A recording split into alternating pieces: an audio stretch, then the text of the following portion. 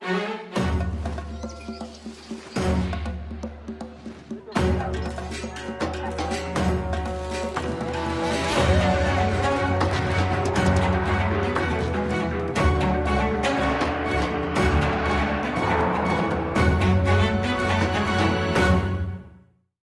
3 séculos como colônia, o Brasil viveu 3 ciclos econômicos: do pau-brasil, do açúcar e do ouro. Durante o Império, começou o ciclo do café. Como os anteriores, era voltado à exportação e produzido em latifúndios com mão de obra escrava. Com a abolição, os libertos foram abandonados à própria sorte. E as fazendas perderam trabalhadores. E o Império ficava sem apoio. Não é à toa que o Império cai menos de 2 anos depois da abolição da escravatura. Quando a coroa brasileira, Princesa Isabel, Dom Pedro II, se tornaram abolicionistas, os barões do café se sentiram traídos e migraram para o movimento republicano. E começa, então, todo o movimento de defesa da República. Porque era um pacto. Os barões do café apoiavam o trono e o trono não abolia a escravidão. Com um golpe militar, em 1889, o Império se transformou na República dos Estados Unidos do Brasil. E as primeiras eleições no país escolheram o Congresso que redigiria nossa Constituição. O clima era de euforia em prol da modernidade. No começo, a República trouxe muitos sonhos, muitas ambições. Os propagandistas republicanos prometiam ampliar o direito do voto, prometiam educação para todos, separação igreja e Estado, o fim dos privilégios da nobreza, transformações muito grandes na realidade brasileira. Os projetos não são mais os projetos de uma grande elite escravista. Na verdade, agora, com a ascensão de novos grupos cafeiros, que percebem que a questão da mão de obra ela precisa ser alterada, novos projetos passam a aparecer. Mas era necessário muito mais do que projetos naquele Brasil. Nós tínhamos um pequeno núcleo de militares com a cabeça modernizante num país de miseráveis e analfabetos. Calcula-se que, ao final, no Império, a alfabetização tinha chegado a 12% das pessoas e não havia uma universidade no Brasil. É um grande país atrasado, cheio de gente analfabeta e pobre. Era um país da monocultura e do latifúndio. E o ex-país da escravidão. O Brasil foi o último país do mundo ocidental a abolir a escravatura. Os escravos foram libertados, mas abandonados à própria sorte. Então, era preciso mudar tudo. E as reformas vieram. Menos de 3 meses, a República promoveu uma mudança institucional violentíssima. O judiciário foi reorganizado, o poder moderador, que era o poder privado do rei extinto, o Estado criou a legislação civil. Talvez o primeiro grande pacotão da República Brasileira foi esse, que é de 17 de janeiro de 1890. Em um dia só que o Rui Barbosa, que era ministro da Fazenda, publicou 4 decretos. O Rui Barbosa busca uma política de industrialização bastante bem-sucedida nos seus primeiros meses. Que no início gerou muito progresso, muita atividade, a Bolsa explodiu do lado bom. Representou uma liberação de capitais, uma grande expansão do sistema financeiro, a criação de condições para a ampliação do crédito, o surgimento artificial, digamos assim, do mercado de capitais. Então você tem industrialização forte, a economia do Brasil começou a crescer em ritmo maior que a dos Estados Unidos, só com mudanças institucionais. Quer dizer, demarca, na verdade, uma mudança das elites imperiais para agora novas elites em ascensão. Rui Barbosa introduz uma reforma bancária que permite emissões de moeda por parte de novos bancos que ele criou. Bancos proliferaram. O Banco do Brasil fundiu-se com um par dos novos. Houve uma explosão de criação de bancos que podiam emitir dinheiro, tudo dentro da crença que era preciso aumentar a circulação monetária, haver mais dinheiro e crédito disponível, mas é claro também que houve exagero, houve imprudência e o troço deu errado. Começa a debacle num figurino clássico de bolha que estourou, e o estouro da bolha ficou conhecido como o encilhamento, o episódio. Que vai caminhar num processo de inflação e de desvalorização da moeda. O país tropeça nas suas próprias pernas, temos uma crise financeira, uma crise bancária, crise cambial, crise fiscal. O PIB caiu cerca de 7% ao ano, em meio a uma grande crise bancária. O período todo da segunda metade da década de 90 é um período de crise e resolução de problemas de bancos e empresas quebradas. O velho Banco do Brasil, caput, quebrou. Essas crises rapidamente fizeram frustrar os sonhos maravilhosos represados durante tanto tempo pelo Império. As promessas de liberdades civis feitas pela República não aconteceram. Ela promete mudanças, promete incorporação da sociedade civil no processo decisório, isso não acontece. É uma república autoritária, então essa é uma república que promete muito e cumpre pouco.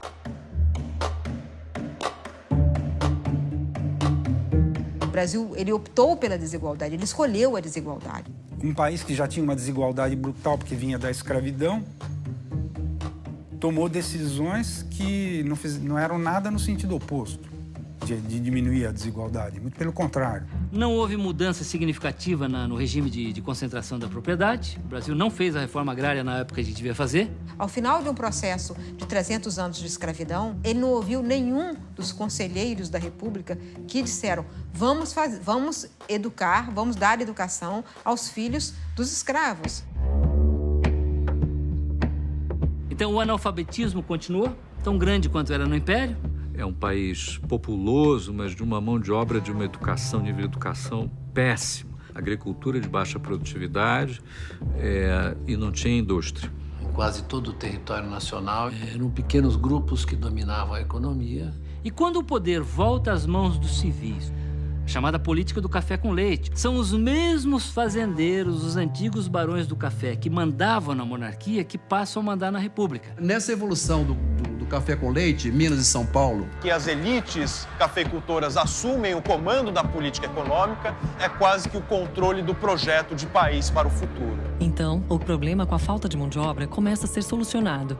O setor da cafeicultura fluminense e paulista tratou de resolver esse problema pela opção do trabalho do imigrante. Aquela sociedade escravista vai deixando lugar para uma nova sociedade que se levanta nesse período. Então, deixamos de ser uma economia com mão de obra escrava para ser uma economia com mão de obra pobre. Você tinha tanto um café produzido por meeiros, aonde o trabalhador recebia fração do valor da produção, e não um salário fixo. Como você tinha um café de assalariados, que era o café do Oeste Paulista. É assim que funcionou a coisa. Havia essa possibilidade do subsídio do imigrante, com a concessão de passagem, possibilidade de pequenos empréstimos, enfim. Realmente era uma oportunidade grande para eles, né? E o Brasil importa quantidades monumentais de imigrantes, e não é por acaso que o grande território de chegada dos imigrantes é São Paulo, onde estava a indústria a produção de café.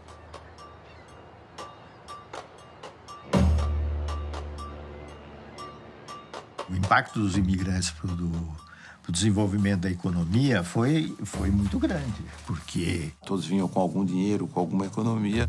conseguiram, ao longo do tempo, obter terras. Isso foi no fim do século XIX. Foi quando meu bisavô veio também da Itália para cá. Todo o interior de São Paulo, nessa época, tem um crescimento muito grande. Sem sombra de dúvida, a qualificação no trabalho da mão de obra dos imigrantes era muito superior ao dos escravos, né? A economia começou a ficar mais eficiente, né? Uma grande maioria dos que puderam sair do campo para as cidades em formação trataram de fazer isso. A gente também, com iniciativa, ele começa a ver oportunidades em que os outros não vinham. E se transformar em comerciantes, em trabalhadores, e depois de industriais nas cidades. No início do século XX, as cidades brasileiras se modernizavam. Surgiam bondes, carros particulares e até os primeiros aviões. Além disso, a economia estava mais ajustada. O Joaquim Murtinho fez talvez o primeiro grande plano de estabilização da economia que arrumou, vamos dizer, essa confusão toda que foi criada nos primeiros anos da República. O Brasil já vinha realizando um lento processo de industrialização. Especialmente no estado de São Paulo, boa parte dela associada à riqueza gerada pelo café. Como o café estava se desenvolvendo muito, né, surgiu um mercado interno importante aqui em São Paulo e no Brasil, e graças a isso, então, foi possível se começar a industrializar o Brasil. Ainda assim, era o café que mandava no país. O café era o rei da economia, era o campeão de geração de renda. E mais do que isso, a renda que possibilitaria as importações brasileiras. Dr. Goudin tinha inventado uma frase que era correta. No Brasil, café é câmbio. 60% da renda era formada pelas rendas alfandegárias de importação e exportação. Isso quer dizer que a exportação ela é fundamental porque ela gera divisas que são gastas pelo Estado ou nas importações de produtos ou no próprio financiamento do Estado. Por isso, busca-se, ao longo da Primeira República, justamente garantir que o café permaneça com um papel importante no mercado exterior. O preço não caia, há uma sucessão de planos de valorização do café em detrimento a outros produtos.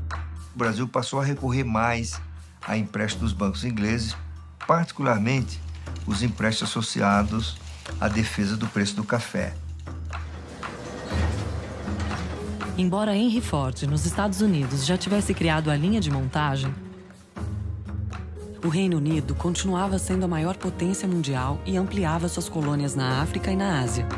E muito mais poderosas, e aí então tiveram condições de reduzir a condição de colônia os países da Ásia e da África. Além dos capitais e dos produtos europeus, a arte e a cultura do velho continente também influenciavam todo o mundo. Era a Belle Époque. Então, construção de grandes prédios, de grandes teatros. Era um Brasil que caminhava para uma urbanização, que caminhava para a incorporação de padrões econômicos modernos para eles. É um período onde o mundo progride muito. E progride de um jeito contemporâneo, através do que a gente hoje chamaria de globalização, mas que na época era um arremedo disso, chegando a um ápice em 1914, a Belle Époque, onde a sensação de progresso talvez tenha sido a maior de todos os tempos. E o grande motor desse progresso foi o comércio e a inovação. Com a globalização, ocorreria também um horror global, a Primeira Guerra de proporção mundial. Como batalhas na Europa poderiam afetar a economia brasileira?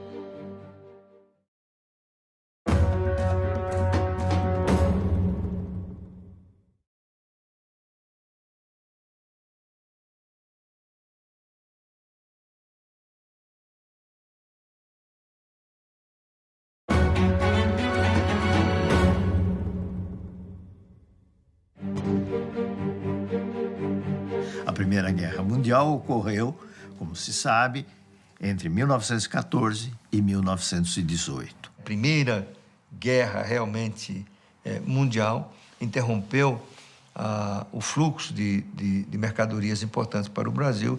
Os preços subiram, não havia garantia de regularidade de entrega. E criou o ambiente para a industrialização. Foi um paraíso para os industriais que substituíam importações. Tanto que alguns estudiosos localizam na Primeira Guerra Mundial o primeiro grande ciclo de industrialização do Brasil. O crescimento da indústria no Brasil, neste período, se deu alguma coisa como 8,5% ou 8% ao ano, durante 40 anos, que é um ritmo chinês. Digamos que o símbolo disso era o Conde Francisco Matarazzo.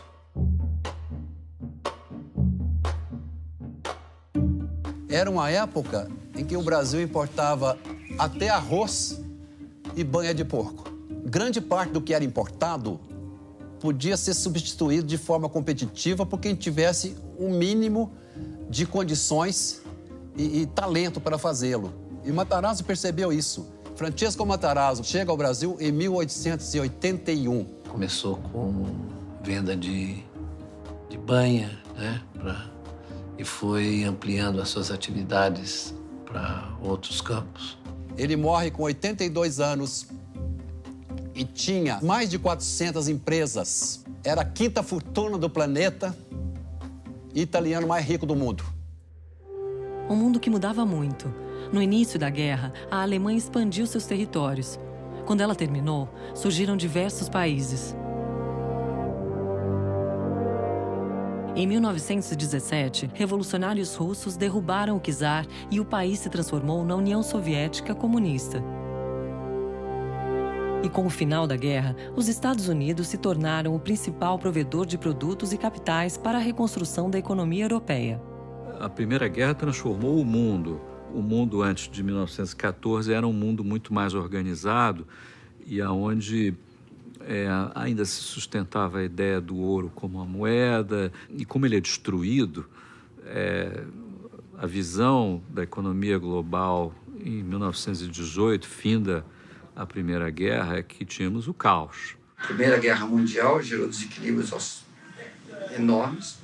E você teve várias hiperinflações, mais famosa delas na Alemanha. Não se consegue, depois de fim da Primeira Guerra, recuperar o mesmo nível de dinamismo que a economia global teve naquele momento.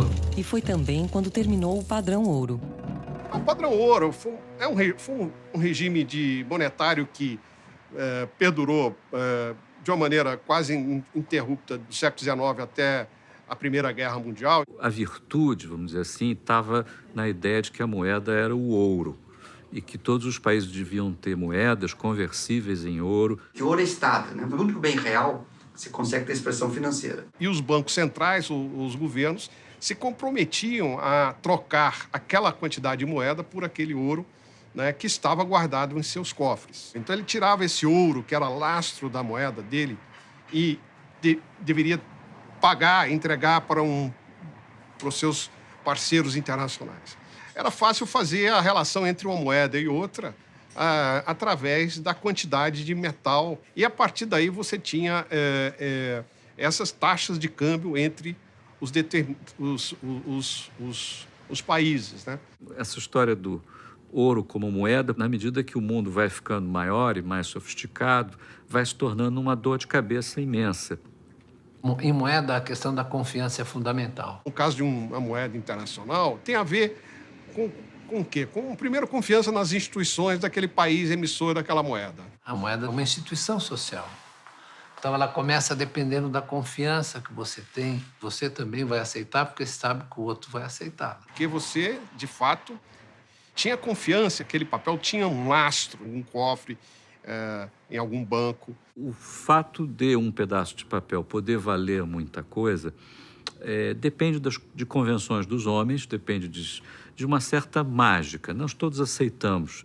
Até a Primeira Guerra Mundial, a libra esterlina reinava sozinha.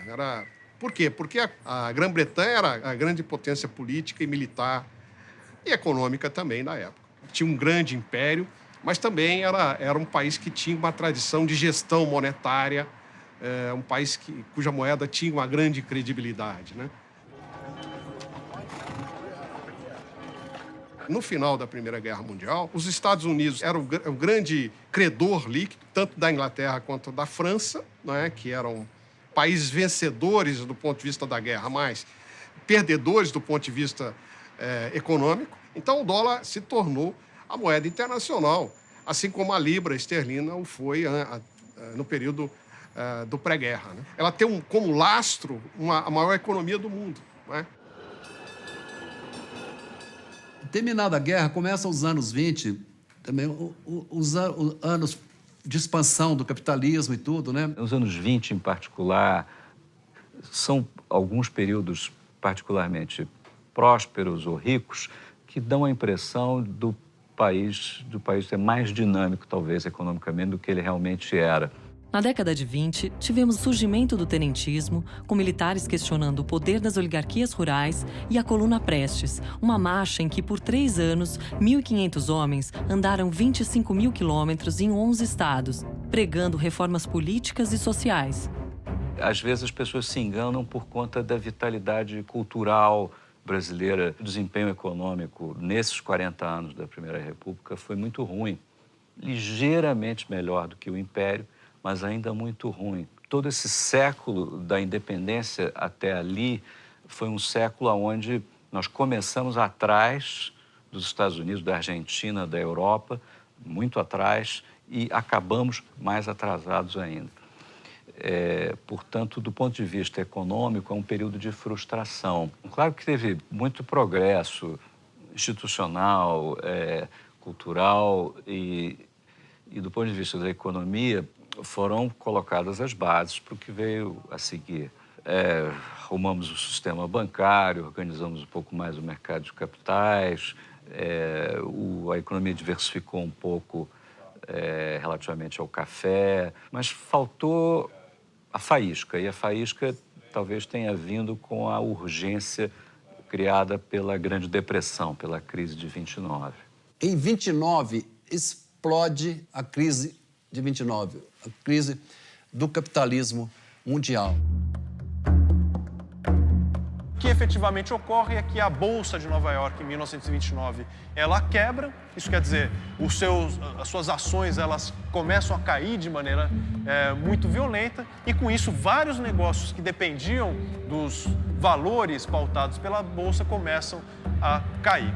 E isso quer dizer, todo negócio americano que dependia, então, dos financiamentos de bancos, da economia que passava pela Bolsa, começa a ter um cenário de crise. O Banco Central americano reagiu muito mal. Em vez de salvar os bancos e evitar a crise sistêmica, resolveu assumir uma posição radical de não colocar um tostão em nenhum banco para não ajudar ninguém. Coisa que muita gente fala que devia ter sido feita em 2008. Pois é, então, isto gerou uma crise que foi se aprofundando em um pânico bancário. Os bancos foram morrendo, bluff, um atrás do outro, e numa escala global, inusitada. Em questão de 1 ano a 2, quebraram cerca de 10 mil bancos nos Estados Unidos. Houve uma contração violenta do crédito, a atividade econômica diminuiu também dramaticamente.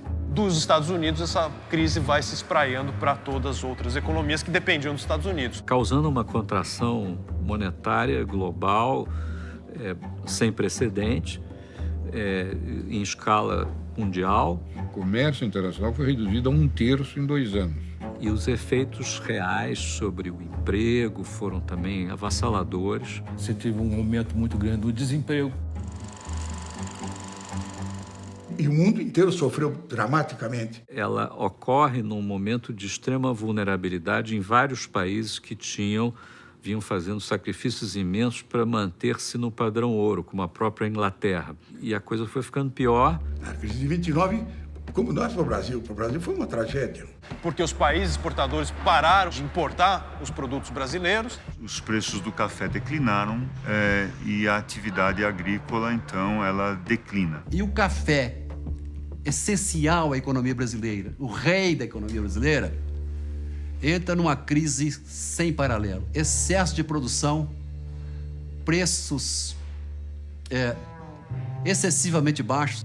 O que valia 200 passou a valer 20. O preço já não pagava sequer o saco. A queda na exportação de café acumulou estoques de café. E aí o governo acaba por ter que intervir. O governo brasileiro passou a fazer grandes compras de café, né, para depois queimar. Porque enterrado ele destruía a terra. Você tinha que queimar. Queimamos 40 milhões de sacas de café. Então, a crise do café, ela secou o balanço de pagamento, porque a receita de divisas caiu brutalmente.